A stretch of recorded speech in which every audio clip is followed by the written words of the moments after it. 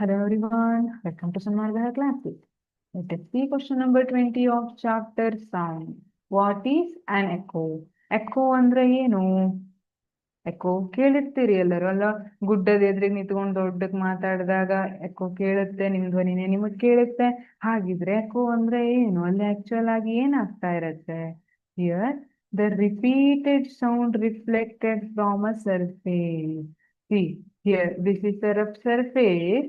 when this sound this surface and it bounces back or it reflects back. ಹೀಗೆ ಒಂದು light ಮಿರರ್ಗೆ ಬಡ್ದು reflect ಆಗುತ್ತಲ್ಲ. ನೀವು 8th standard ಅಲ್ಲಿ reflection of light ಅನ್ನ study ಮಾಡಿದೀರಿ.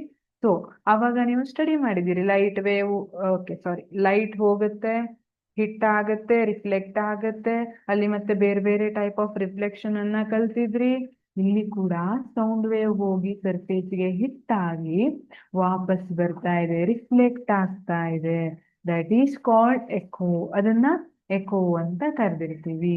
ನೀವು ನೋಡಿರ್ತೀರಿ, ಈಗ ಗೋಲ್ ಗುಂಬಜಲ್ಲೆಲ್ಲ ಹೋದ್ರೆ ಮೇಲೆ ಎಕೋ ಆಗುತ್ತೆ ಅಲ್ವಾ, ಮಲ್ಟಿಪಲ್ ಟೈಮ್ಸ್ ಎಕೋ ಆಗ್ತಾ ಇರುತ್ತೆ ಈ ತರ. ಬಟ್ ಅಲ್ಲಿ ಎಕೋ ಆಗ್ಬೇಕಂದ್ರೆ ಸಮ್ ಕಂಡೀಷನ್ಸ್ ಆರ್ ನೆಸೆಸರಿ. ಆ ಮಟೀರಿಯಲ್ ಹೇಗಿರ್ಬೇಕು, ಆ ಮಟೀರಿಯಲ್ ಒಂದ್ ವೇಳೆ ಅಬ್ಸಾರ್ಬ್ ಮಾಡ್ಕೊಳ್ತಾ ಇದ್ರೆ ಅವಾಗ ಎಕೋ ಕೇಳೋದಿಲ್ಲ. ಅದು ರಿಫ್ಲೆಕ್ಟ್ ಆಗಿ ಬಂದ್ರೆ ಮಾತ್ರ ಎಕೋ ಕೇಳುತ್ತೆ.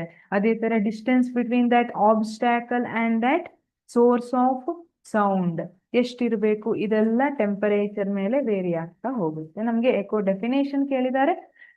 ಡೆಫಿನೇಷನ್ ಅನ್ನ ಕೇಳಿದ್ರೆ repeated sound reflected from a surface is called an echo ಅಂತ ಬರೆದ್ರೆ ಆಯ್ತು. Thank you.